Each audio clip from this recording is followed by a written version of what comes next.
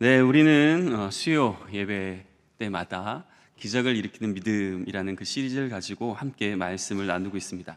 그 가운데 또 신약 성경인 마태복음 15장 21절과 28절에서 그 주시는 그 믿음과 그 기적에 대해서 한번 생각해 보길 원합니다.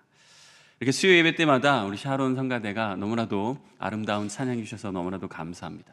또 반주도 너무나도 잘해주시고 또 그 사이사이마다 편곡도 하시면서 너무나도 잘 준비해 주시는 것 같아요.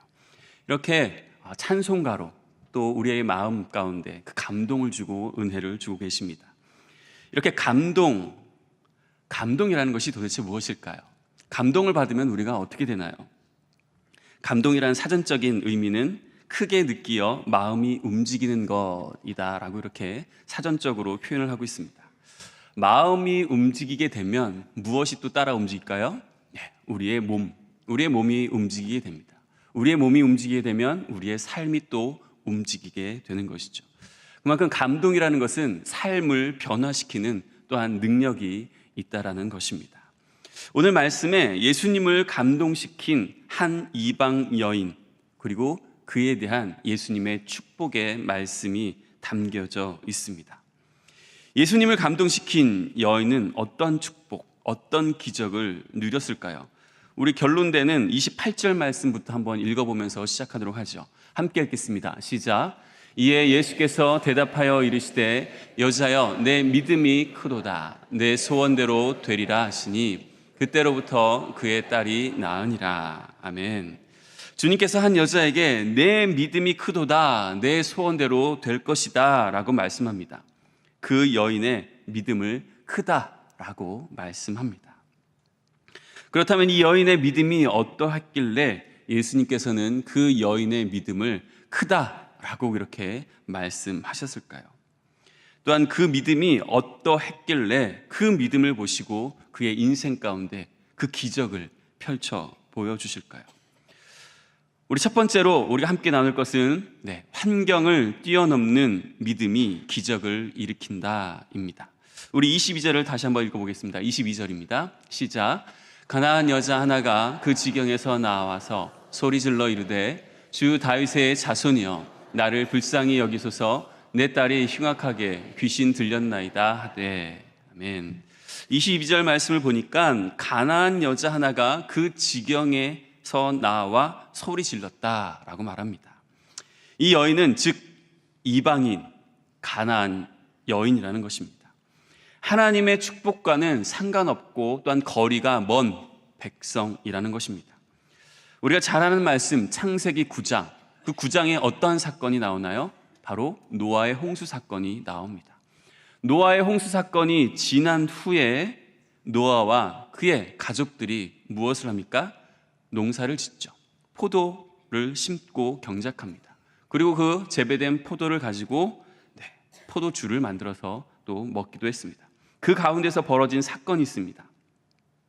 이 술에 취한 노아, 술에 취해서 옷을 벗고 누워있는 그 노아, 그 노아의 모습을 세 아들이 봅니다.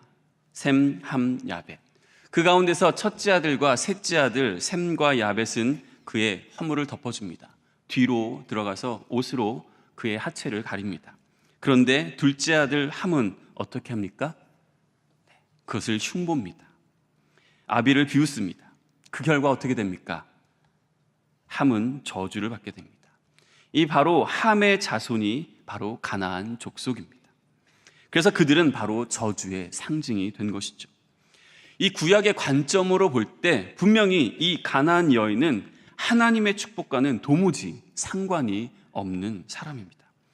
그뿐만 아니라 이 여인에게는 엄청난 문제가 있습니다.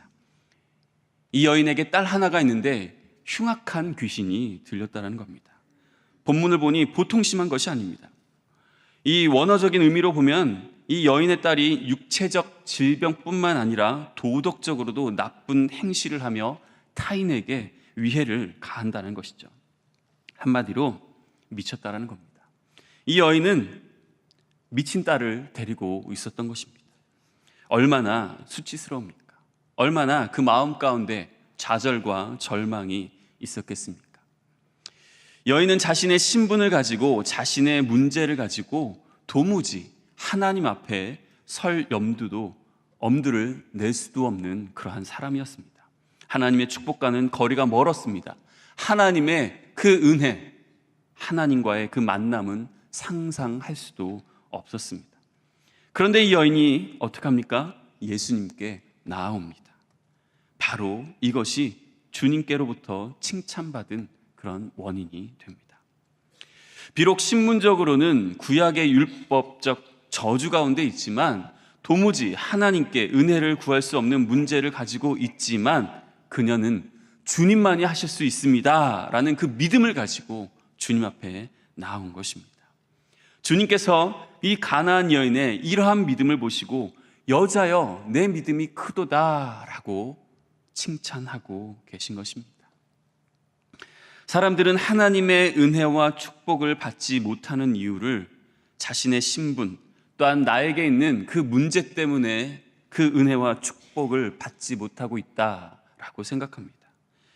좋은 영적 집안에서 태어나지 못했기 때문에 또 가계에 흐르는 저주가 있기 때문에 이 모양 이 꼴로 살아간다고 자포자기하는 것이 솔직한 우리의 심정일 때가 있습니다.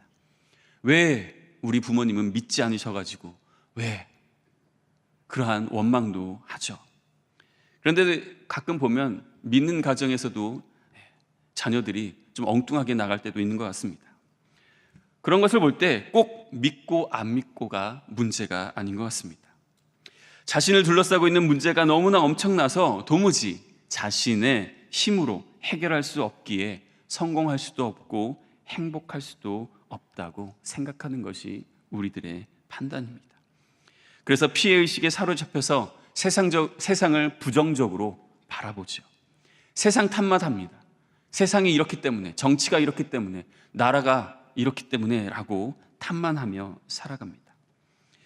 주님은 이런 사람에게 결코 믿음이 있다라고 말씀하시지 않습니다. 우리의 신분이 별 볼 일 없으면 어떻습니까? 좋은 집안에 태어나지 못했으면 어떻습니까? 우리의 인생이, 우리의 가정이, 나의 삶이 흙수저이면 어떻습니까? 아무리 우리를 둘러싸고 있는 그 문제가 큰들 어떻습니까? 사실 그것은 아무 문제가 되지 않습니다. 우리가 성공하지 못하고 우리의 소원이 이루어지지 않는 것은 그런 신분이나 환경 때문이 아니라는 것입니다. 바로 우리의 믿음이 작기 때문에 그렇습니다. 연약하기 때문에 그렇습니다. 예수님께 나아가기만 하면 되는데 예수님께 나아가고 있지 못하기 때문에 그렇습니다. 자괴감에 빠져 세상 탓만, 원망만 하며 주님께 나아가지 않는 것, 바로 이것이 우리의 문제인 것이죠. 사랑하는 여러분, 우리가 어떤 신분에 있든지 또 어떤 직분을 가졌든지 우리의 문제가 아무리 크고 어려운 것이라도 주님께만 나아가면 될 줄 믿습니다. 주님 앞에 나와 엎드리십시오. 주님께 부르짖으십시오. 쓰러지지 말고 엎드리십시오. 주 다윗의 자손이여 나를 불쌍히 여기소서라고 외치십시오. 그렇게 외쳤던 가나안 여인처럼 주님 앞에 나와 목이 터져라 외치시길 바랍니다. 나의 상황이 어떻든 주님을 찾으면 우리 주님은 우리를 칭찬하시며 우리를 안아주실 것입니다. 우리를 바라보시며 감동하실 것입니다. 그리고 우리에게 크고 비밀한 그 은총을 더하여 주실 줄 믿습니다. 주님 앞에 나아가는 것이 먼저라는 것입니다. 또 두 번째로 살펴볼 것은 바로 이것입니다. 포기하지 않는 믿음이 기적을 일으킨다는 것입니다. 가나안 여인이 자신의 신분도 문제도 부끄러움도 무릅쓰고 주님께 나왔습니다. 그리고 외쳤습니다. 주여 나를 불쌍히 여기소서. 여인은 분명히 믿음을 갖고 나왔습니다.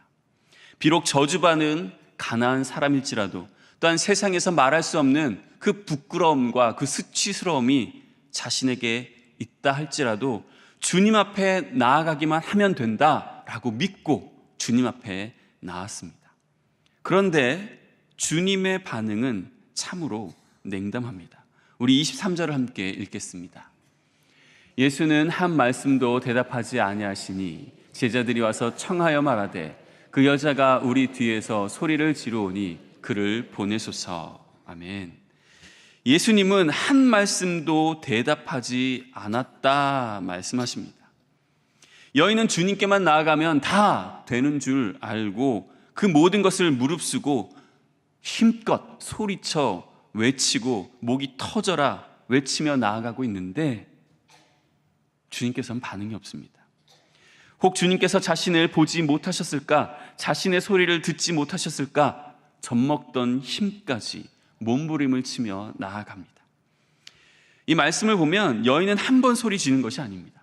끊임없이 계속적으로 예수님의 반응이 나올 때까지 소리를 지른 겁니다. 그런데도 예수님은 묵묵부답이었습니다. 우리 주님이 어떤 분이십니까? 마태복음 7장 7절 말씀에 보면 구하라 그리하면 너에게 어떻게 하신다고요? 주신다 말씀하십니다. 또 잠언 8장 17절의 말씀을 보면 나를 간절히 찾는 자가 나를 어떻게 한다고요? 만날 것이다 라고 분명히 말씀하고 있습니다. 그런데 가나안 여인의 이 외침에 대해서는 예수님께서 침묵, 외면하고 계십니다. 더군다나 또 23절 후반절을 보니 옆에 있던 제자들도 여인을 바라보며 귀찮다고 합니다. 주님, 저 여자를 보내주세요. 시끄러워 죽겠습니다. 여인들은 제자들에게도 외면당합니다. 그 제자들 누구도 한 명 다가가서 따뜻하게 손을 잡아주거나 어깨를 토닥거려주거나 아니면 예수님 앞에 데려오는 그런 제자가 없습니다. 그들도 그 여인이 가나안 여인이라는 것을 아는 거죠. 시끄럽다라는 겁니다. 그러나 여인은 어떡합니까? 포기하지 않습니다. 그렇습니다. 가나안 여인이 주님께 큰 믿음을 가졌다고 칭찬받게 된 이유 중에 또 하나가 바로 이 포기하지 않는 믿음 때문인 것입니다. 여인은 어떤 순간에도 포기하지 않았습니다. 그 주님의 침묵 가운데도 결코 포기하지 않았습니다. 그 제자들의 비아냥거림 가운데서도 결코 뒤돌아서지 않았습니다.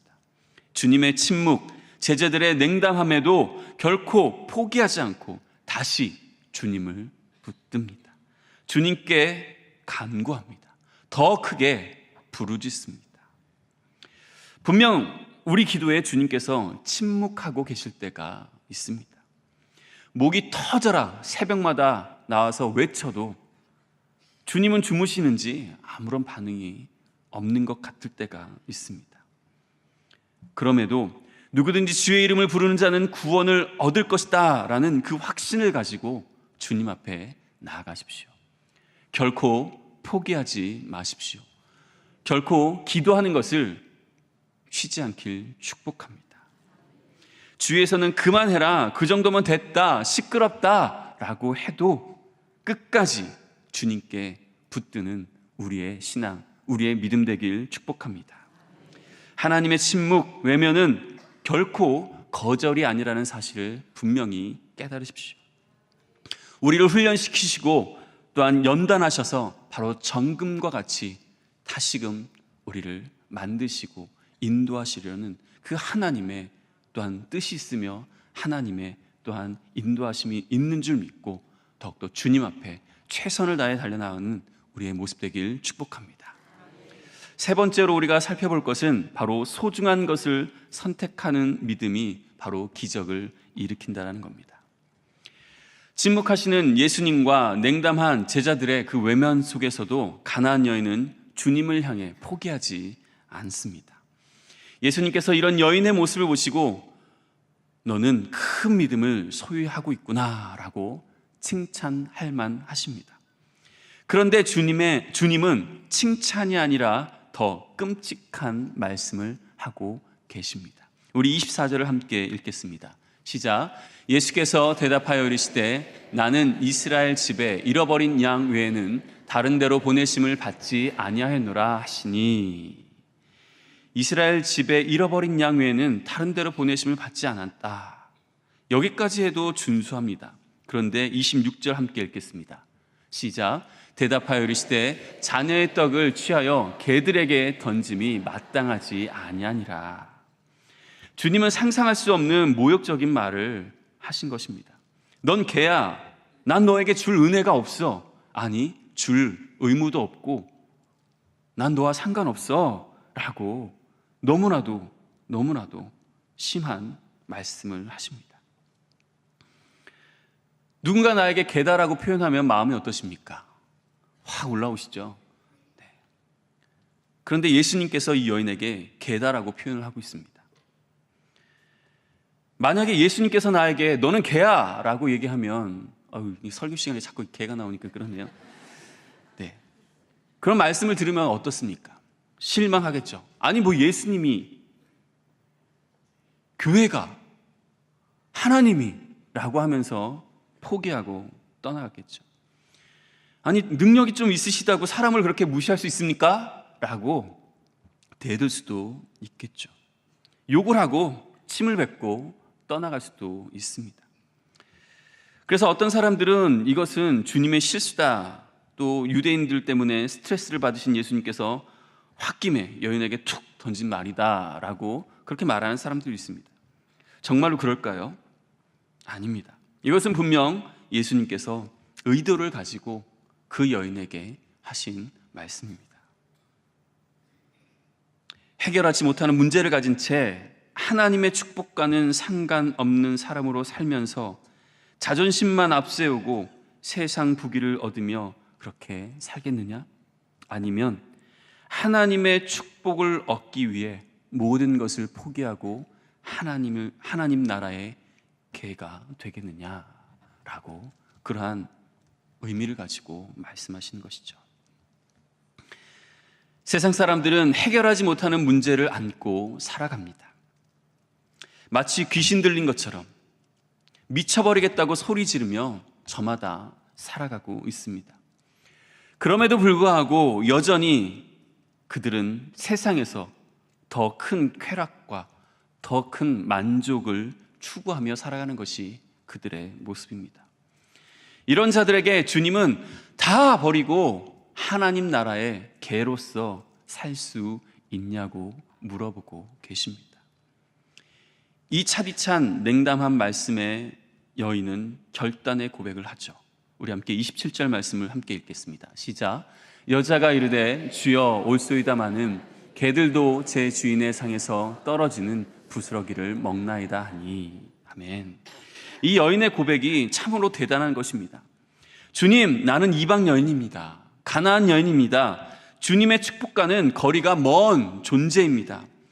가나안 족속들 사이에서는 인격적으로 존중을 받을 수 있습니다. 재물도 얻을 수 있습니다. 권세도 얻을 수 있습니다. 그러나 나는 가나안 족속에서 존귀한 사람이 되기보다는 하나님 나라의 개가 되겠습니다. 하나님 나라의 개로 하나님의 축복의 그 부스러기를 얻으며 살겠습니다. 그것이 세상의 어떤 영광이나 보화보다 더 아름다운 것임을 믿습니다 라는 그 고백입니다. 여인은 주님 앞에 이렇게 고백합니다. 또한 주님은 이런 고백을 들으시고 감동하셨습니다. 그리고 뭐라고 말씀하십니까? 28절에 내 믿음이 크도다. 내 소원대로 되리라. 그리고 그 여인의 딸은 낫게 되죠. 말씀하시며 바로 기적을 베풀어 주십니다.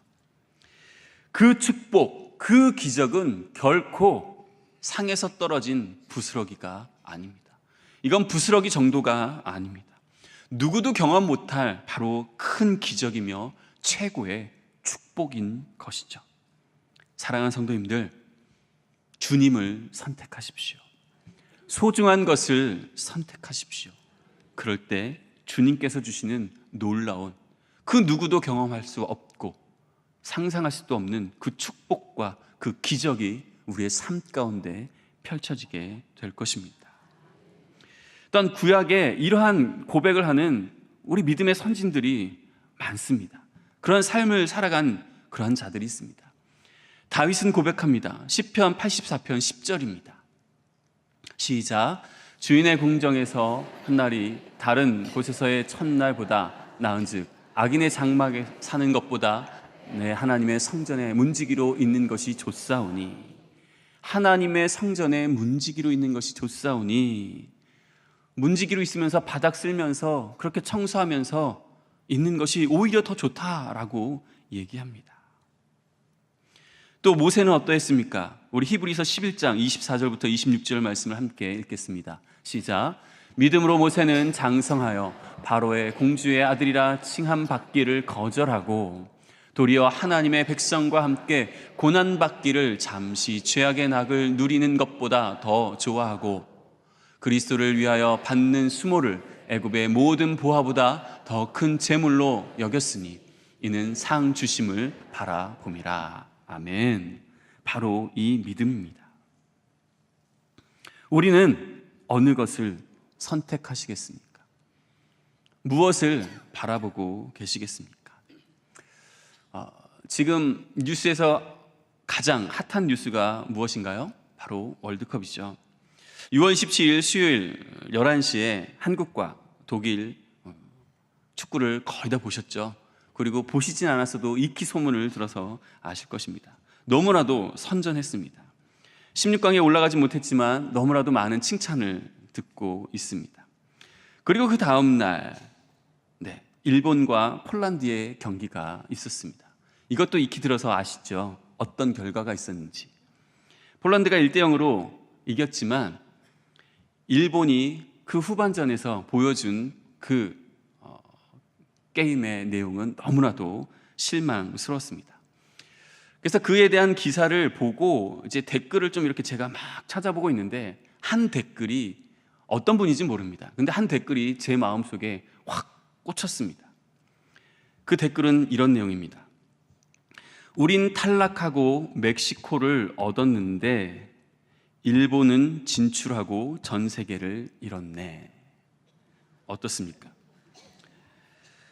이것이 결코 우리의 삶과는 동떨어지지 않은 것 같습니다. 우리의 믿음의 조상들은 자신의 자존심과 신념을 버리고 예수님이라는 그 기적을 얻었는데 우리는 세상의 것을 얻고 예수님이라는 그 기적을 잃고 살아가고 있지는 않습니까? 주님을 선택하는 우리의 인생 되길 축복합니다. 그럴 때 주님께서 허락하시는 최고의 칭찬, 최고의 축복, 그 기적을 맛보는 우리가 될 줄 믿습니다. 말씀을 마무리하려 합니다. 우리는 누구나 우리의 소원이 이루어지는 그 기적을 맛보길 원합니다. 우리의 사업장에서, 우리의 일터에서, 우리의 가정 가운데서, 또한 우리의 자녀들의 삶 가운데서 그 소원이 이루어지길 원하십니까? 그 기적을 맛보시길 원하십니까? 그렇다면 이 가나안 여인이 소유했던 그 큰 믿음, 예수님께서 칭찬하신 그 큰 믿음을 소유하시길 축복합니다. 그 큰 믿음은 다른 것이 아닙니다.